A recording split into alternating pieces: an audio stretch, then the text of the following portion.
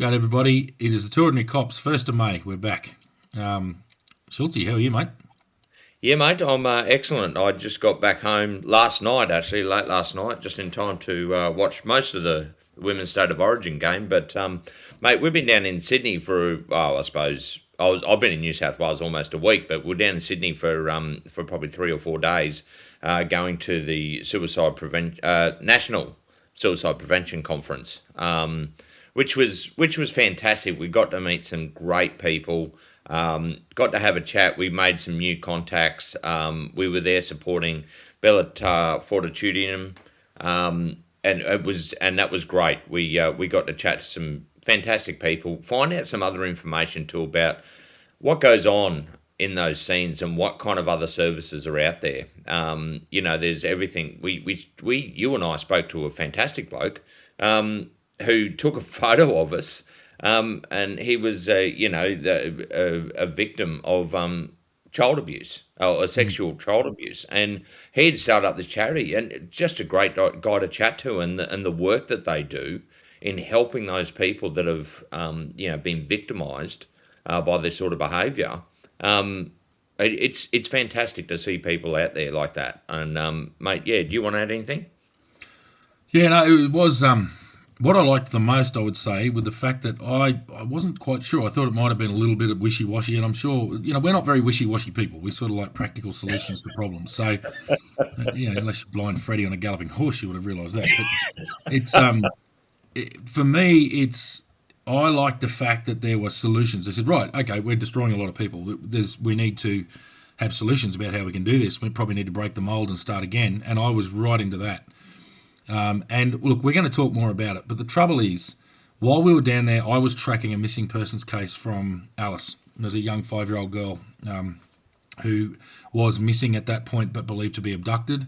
And yesterday at about lunchtime, being Thursday, her worst nightmare came true. So her body was found near the Todd River, 5 kilometres away from Elders, from the camp that she was taken from.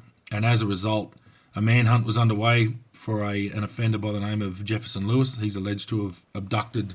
There's mention of sexual assault and also, obviously, the fact she's been murdered. So the most serious style of offending there is, to me.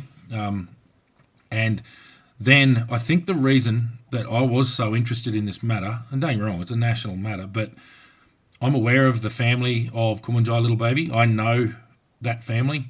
I know a lot of the police involved, and you're getting old when it's not so much the troops, it's the commissioner and assistant commissioner are mates, and they're standing on stage delivering all this. So I had an interest in that because there's a lot of people I know about it. But then I also know the offender. I've had dealings with the offender. So it's inappropriate for me to say anything further about him because we will never do anything to jeopardise a prosecution, especially a prosecution of this size, this calibre, this level of seriousness. As far as I'm concerned, this is the most serious style of offending that I think happens in Australia. I've had dealings with that man. I know who he is. That's all I'm saying about him. So that's why I had such an interest in it. But the story developed overnight. Obviously, I was sort of watching it a little bit on social media while getting kids for bed and all that sort of thing. I knew that she'd been found dead, but then I realised that at about 11 o'clock our time last night, he was taken into custody in Charles Creek camp. And I got wind, sort of, from a few stories on Facebook that he'd been assaulted. And then I realised that the police had been assaulted. And then I was getting information on basically a riot that was taking place outside the Alice Springs Hospital.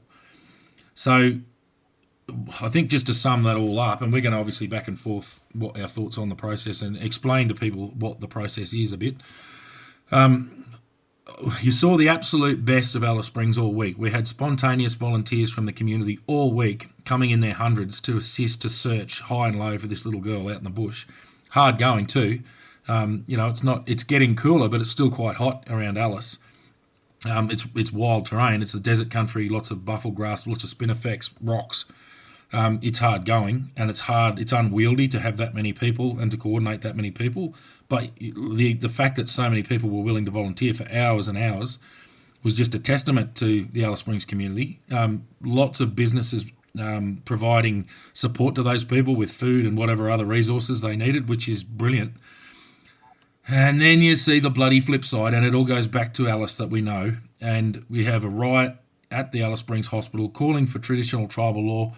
And I'll just say as well to people on Facebook that have relatively professional style looking Facebook pages who are encouraging they should hand them over. This is tribal law. There's no such thing as tribal law. All right, I know it occurs, and I know you've got to balance it back and forth. There is the law. That's it. If we have multiple tiers of law in this country, chaos reigns. And it's like we hand over a person who would undoubtedly be murdered, brutally murdered by the mob. We deliberately went away from that because it doesn't work. It creates a feudal society where everyone is killing everyone. What they don't realise is that the family for him mightn't have liked the way that justice was dished out, so they want payback for that, and payback goes back and forth, and all of a sudden you've created another feuding tribe, and you've now got what goes on in so many communities where you've got that violence back and forth.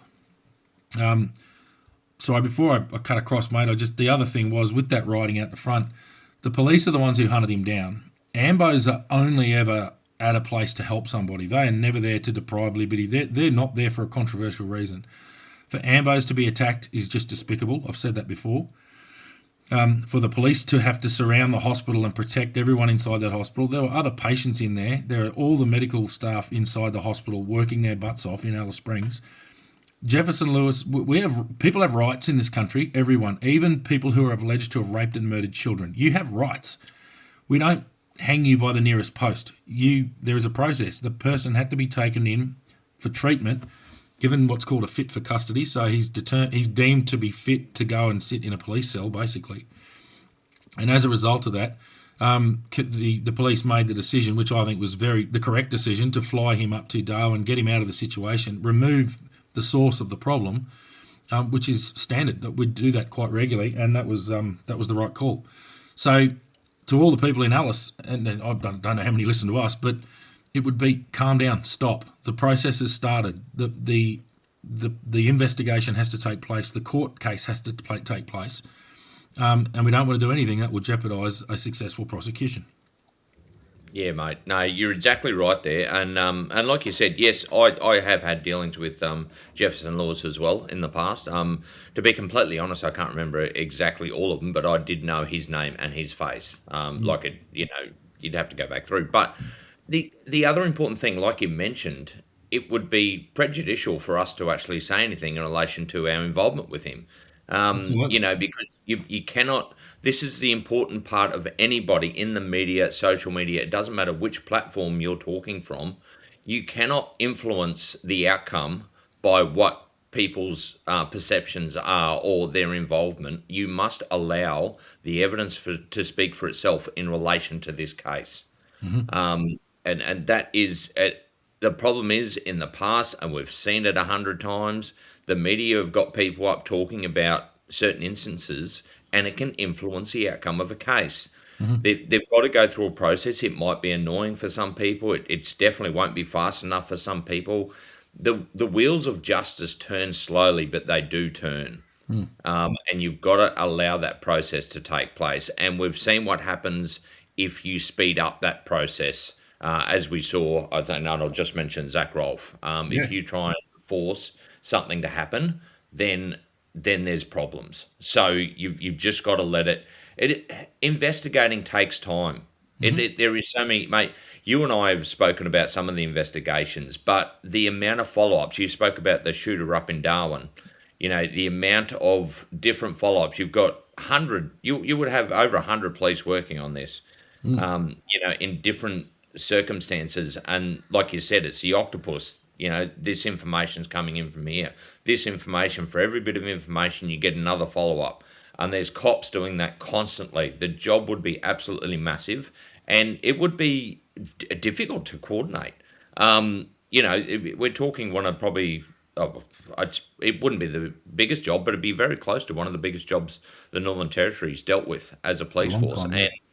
And I will say the NT police are very well trained in this, because we have had some very big investigations, as some of the ones we've mentioned on this podcast, and I have complete faith they'll do it correctly. Because most of you can hear about bad cops and bad decisions and all that, but the majority of police work very, very well. They are impartial and they do the job well. And I'd just like to actually put out my thanks to the non-territory police and all the volunteers. Um, and also apologise for the unfortunate injury that's happened to some of the innocent people, like the Ambos and the police and all that in this situation. It's horrific. Mate, do you want the one thing that I keep people just sit there and going, "Oh, Alice is going nuts." It is the Alice we know. Yeah. It's happened heaps of times, unfortunately, in a lot of those communities, and I've done it before where we've arrested somebody, not quite to the crime he's been alleged of. However, the mob want to get him, and I remember having him in custody in the cells. One was at Maningrida. We had to close up the what were they 10 foot high fences, lock the gates, and we're sitting there, we're armed to the teeth with firearms to stop them coming in and storming the police station because, like you said, there's a process. They are presumed innocent until guilty. Yep. And you've got to allow that to happen. You can't let them be taken by the mob. Otherwise, mate, we're going back to the Stone Age if you Yeah, allow mob that sort of rules. Yeah, grab a so, rifle and enforce your own style of law. Like, that's the thing. It's that we're a civilized country for a reason, yeah, and that's what that is. There is a process involved.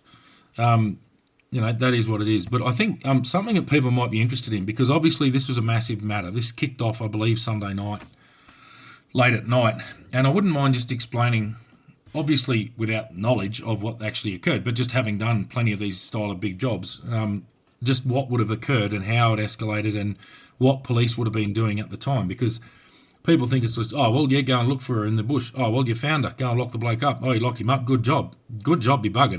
This is ongoing. There's so much more to do. So I wouldn't mind just going through that. We'll go back to the matter would have been reported. There would have been a triple O call to Alice Springs Police, and a general duties unit would have attended, taken some initial inquiries, and very quickly reported back through the hierarchy, back through the shift supervisor and the watch commander in Alice Springs, that we've got a young girl here that is believed to have been abducted in the last hour or so. And that would hit a trigger for a much bigger response and an escalation of that. So normally what would occur there is the watch commander would notify crime. There'd normally be a crime unit on, conducting out night inquiries. Those guys, I would assume, would be straight onto that and commencing initial inquiries. And then they'd be briefing the crime managers, so that the detective sergeants in Alice would be getting briefed by this.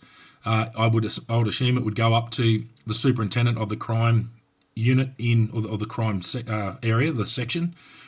And as a result, they'd probably escalate and get heaps of feet on the ground straight away to conduct those initial inquiries and try and solve this as quickly as possible. Come daybreak, there's not much you can do as far as a search is concerned, except a fairly primary search. Come the next day, that's where that escalation kicks off, and you move away from just investigators. You start to move into search and rescue specialists. But then search and rescue is extremely resource intensive because you're running to a clock. Obviously, child abduction, the longer that kid is missing, the longer that young person's missing, the more likely they are to have come to or to come to harm. But they also made a very good point. Assistant Commissioner Pete Malley made the point that they engage survival experts, and it's not just the fact that she's believed to have been abducted, but now there's also the fact is she's now possibly lost in bushland, and she's now on a timeline for how long she can survive out in the bush by herself. So the clock's against you to get this matter solved, to get her found. And that's where it was incredible that the call went out that we need SES volunteers. Obviously, lots of emergency service volunteers, a massive escalation in police response to come out and actually be involved in the search, the physical search itself. Aircraft, they had drones as well, that's good. They got the drones out there really quickly. TRG in the search and rescue section from Darwin down and deployed. And then the search and rescue section obviously own that skill set, so they would then be coordinating that search. While that physical search is taking place, detectives have kicked off a major crime, and they are now investigating all of that back-of-house information to try and get those lines of inquiry to point them in the direction to either search or to go and execute search warrants to where is this kid? We need to find that child. Obviously, that went on for 4 days or 5 days. Yesterday being where she's unfortunately found deceased. So once she's located, the search and rescue phase is gone, and we're now hunting a person who's now wanted by police. So there's no ability for spontaneous volunteers. That is now strictly a police operation, and that would step up very quickly. There'd be very, very active. That'd be a very coordinated response, very active, with lots and lots of moving parts where police are conducting inquiries, and that all has to be coordinated. You can't just have people knocking on the same doors every 5 minutes. So you'd be sectorising that out to get the whole place covered as quickly as you can. Interstate inquiries to see if you jump the border. Basically all hands on deck. So that's that part of it. Got anything to add on that, mate, before we go on to what's now continuing? Mate, I don't think so. I think look, we've gone through it a fair few times before, but you're dead right. Yeah, the different procedures it goes through, depending on, like the instance being called, and then of course, you're in search and rescue, and there's still investigations going while that's happening to try and get better information in relation on where to look or what might have happened to her and all that sort of stuff. And then as soon as she's found, it's just basically police are dealing with this now. It's now a homicide, and they're going to have to sift through all the evidence, find more evidence, talk to witnesses, and basically try and get as much evidence as they can in relation to getting the offender and getting a conviction. So yeah, mate, I think you pretty well covered it pretty well. Yeah, mate, if you Yeah. want to keep on going. Well, yeah, a lot of people, not necessarily police, but a lot of people have this thought that once an arrest's been made, oh, job's well done, boys, tools down. No, not at all. If anything, the investigation doesn't slow much in a job like this. Yeah, sure, you've now got a person in custody, so you've probably got a custodial team. We talk about forensics. Well, they've got forensic crime scenes. You've got to identify more crime scenes, and you need to get to them quickly because crime scenes rot away. Basically, you need to get in there and make sure they're not contaminated, and examine them identify and then examine them as quickly as possible, so that you don't lose any evidence. Secondly, the body of the little girl becomes evidence, and the body of Jefferson Lewis becomes evidence in that he has potential evidence on him. So there is a whole heap of forensic procedures that now need to take place because we've got a body, we've got an offender, or potential, we've got an alleged offender. So as a result, there will be people who are just looking after that. And that is a huge role. I've done that role before for major matters. And yeah, there's a lot of work to that. On top of that, you've then got primary investigation teams who be looking at the main lines of inquiry and then branching it out into other lines of inquiry where different teams of detectives will be following up different lines of inquiry. Some of them be fairly trivial. Others will be absolutely some of the most important. So there's still so much to do. That major crime would be in full swing right now and will remain in full swing for quite a few days, I'd imagine. And then this matter will then be carried for potentially years through the courts. And you have to be with it the whole time. If further information comes alive, you have to maybe stand up another investigation team to look at that. So there is a hell of a lot going on here. On top of that, Mate. you've now got the non-investigative police police elements in Alice who are dealing with all the unrest and whatnot that's kicking on. So there's a reason that there's an assistant commissioner who's in charge of this entire thing, and that's Peter Malley. He'd be the senior investigator in charge, I would imagine, unless he's delegated that away and is coordinating something higher. And I'd say he'd be the incident controller in relation to an incident management team. So that's how it's all coordinated. This is enormous, this job. Yep. Yeah, mate, you're dead right there. And look, I just want to go back a couple of steps. In relation to the information gathering, like you said, it's going to go on for months. It will probably even go on for a year. As different information comes up, I mean, you've all seen cold cases where evidence comes up 10 years later. What you've got to understand is police, while they're also dealing with all this unrest as well, they will have people coming up to them, giving them information that could be potential evidence in relation to this offence. And you've got to document all that. And then you've got to do follow-ups. You've got to verify whether that's correct or whether it's a lie, because what people don't realise, you get a lot of lies or a lot of misinformation when you have a job this big, because everybody wants to put their 2 cents worth in, and you've got to sift through it. And every time somebody gives you a bit of information, you've got to validate it. And that takes time. So you imagine they will be getting hundreds and hundreds of this. So it's very time involving, I would say. It just, yeah, it just won't stop. And it will continue on, and then it might be 5 months, and somebody else will pop up with some information because some people don't like to go up and talk about it straight away as well. So this is why one thing, like you said, in Alice, I'll just hand him back over to the mob. The mob don't care whether he's No, guilty or not. They've seen no, him in what they see him. They don't care about the evidence behind it. no. And for us as cops, you have to go through the process to ensure that the evidence is correct, and then go forward with the court case, and that takes years. Yeah, A lot of the time, like the trial, and also like the court system, it's going to have to go through. So to get a mention, then they'll probably try and do a bail appeal, maybe, I don't know. And then and then you got the preliminary mention, and then you will have the commitment, which is where if it goes to Supreme Court, and then it goes up from there. So it's very time consuming, and very involved. absolutely. Yeah, so And look, this is another complicating matter with this, and I found it last night. I found myself consumed by it because I've got kids. I know there's a lot of emotion in this. The father in me gets emotional and angry, and yeah, I'll be happy to be part of the mob and tear his limbs off. But guess what? You need to remove emotion. We live in a civilized society for a reason, and that's why this process has to take place. And this is where you want the law to be a certain law. For those sort of offences, that's why I don't mind life without parole. That's why I'm probably not against the death penalty for things like this. It doesn't exist in Australia, so there's no point talking about it. But that's where the emotion of it can come in. The retribution comes at that point. But we're talking way back here. There's a person who's alleged to have committed offences. There would be a prima facie case for a prosecution to go ahead. And then the court matter will take place. You must remove emotion. You must be disinterested in this outcome.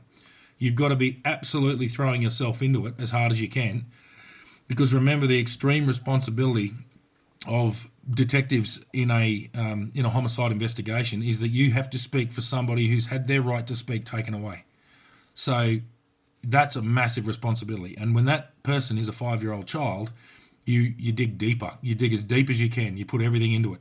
So there will be coppers out there working around the clock on this for weeks and weeks, months and months.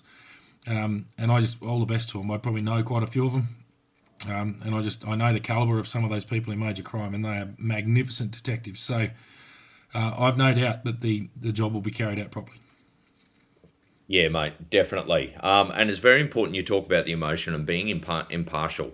I don't have any hate, love, or any indifferent feeling about Jefferson Lewis. But that's through years and years of actually doing investigations. We don't get that choice. You've got to remove all emotion out of this and just follow the bouncing ball, so to speak. Follow the evidence and see where it leads. Yeah. As soon as you do allow emotion to get involved, it clouds judgment. Your perception will be different, and that's why I've said it 100 times before. You see a police officer and they say, "Oh, he's not showing emotion," or "she's not showing emotion." They can't afford to show emotion No. because emotion clouds judgment.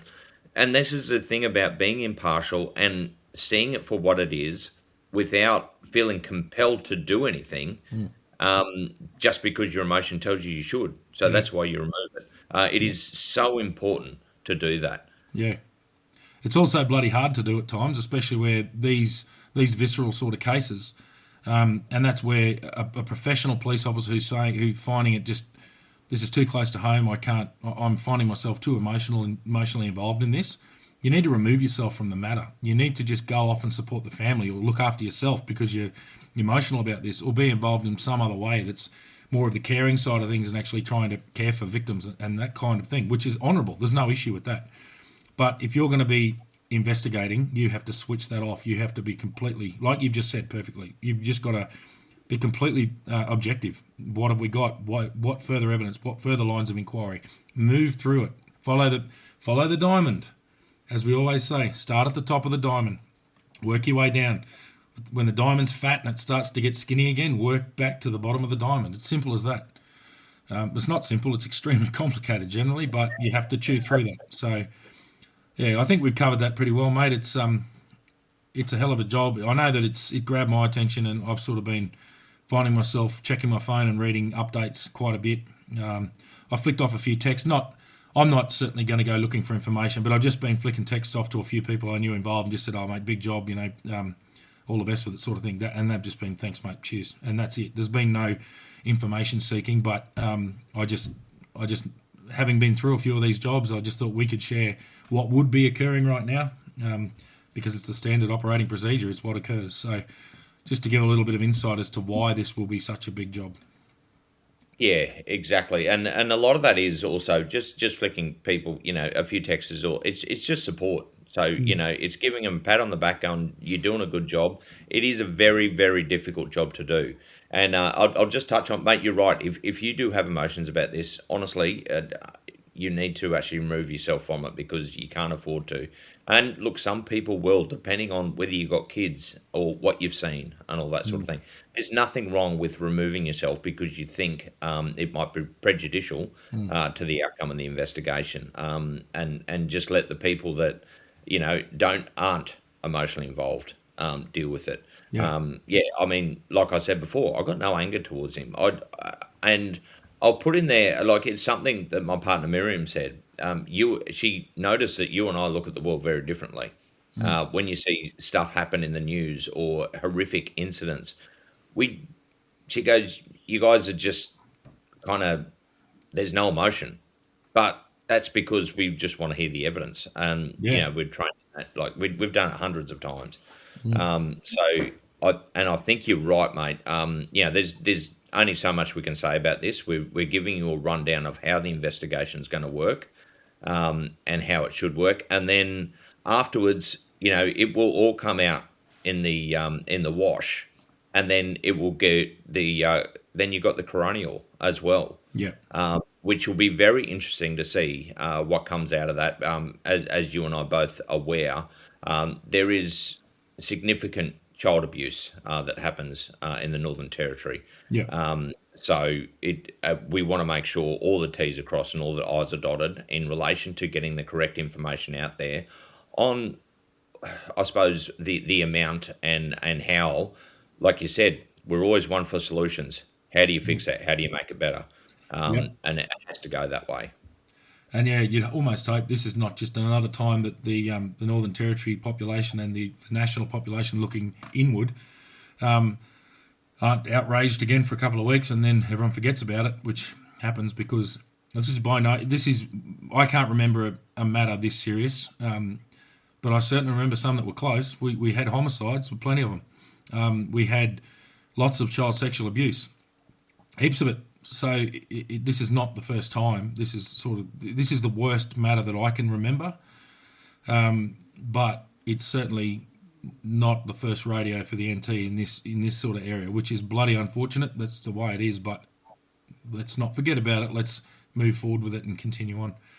But mate, I just wanted to wrap up as well. Oh, sorry, have you got anything else on that? Because I was just going to wrap up about the suicide conference. Yeah, mate. I was just going to say, look, we've had incidents, we've had crimes that are this bad before. The difference, and also the difference is, like, that shooting in Darwin was absolutely massive, but yeah. I can guarantee you it's not getting the national coverage that this one's getting. And there's probably a lot of reasons, and people have to understand. Alice Springs has been in the media for over a year now, or even 2 years. In relation to the upheaval that's happening there, and people are taking more and more notice about it. So that's probably why this is so much more on national news than some of the other incidents that happened. Because some of the other ones are horrific or just as horrific. Yeah. However, this is one that's really hitting the front page. Yeah. So you've got to understand why that is, and that's probably because the media know that there's a lot of interest in relation to Alice Springs, and this crime happened in Alice Springs, and it's absolutely disgusting what happened to this little girl. Yep. Yeah, mate. So that's our sort of 2 cents, and it's the old RIP Kumunjayi Little Baby. So for those who don't understand, in the Warlpiri especially, but a lot of Indigenous different groups anyway.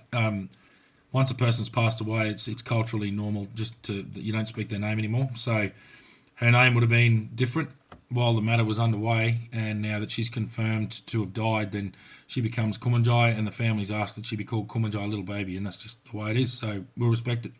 We always respected that up there. Um, yeah, so that's that part of it. But just going back to the suicide conference, we're going to cover that. We've got a couple of recordings from that we'll release next week, and we've got a couple of lines of inquiry, if you like. So we've got some further follow-ups that we're going to do with other people who we wanted to speak to, but just ran out of a bit of time. We've got two great interviews, one with Nick White, who's the CEO and founder of Bellator Fortitudinum, and then we've got one with Krista Hawke, who's also heavily involved with, well, she's involved completely with Bellator as well, and her background is psychology. So, and what I really liked about it was it's psychology completely relating to first responders. First responders are her specialty. So, really interesting to talk to. Both of them are all about practical solutions, and that's why I think we get along so well. It was like we're all best mates within 5 minutes.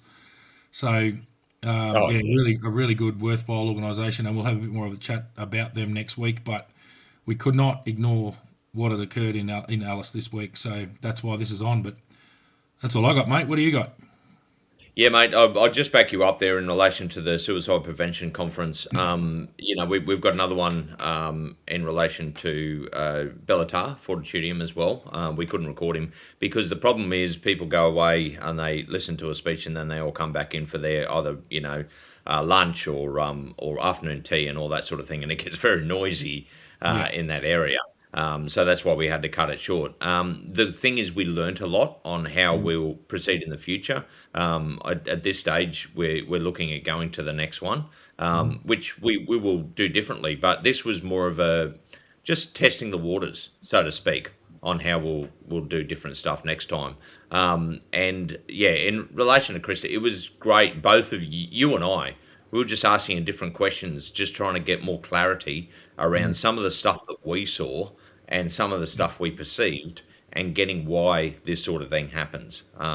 So yeah, I thought a good one was how I said I don't get adrenaline rushes anymore, mm, and she talks about how the mind treats stuff like that. So yeah, yeah, there's some really interesting. So listen in next week. There's some really interesting conversations had, and a bit more information, more from I suppose people that deal with it all the time and have the experience and understanding and expert opinion on why it is what it is. mm. So I think that's important, mate. But otherwise, I reckon this will probably just about do us unless you've got anything more to say.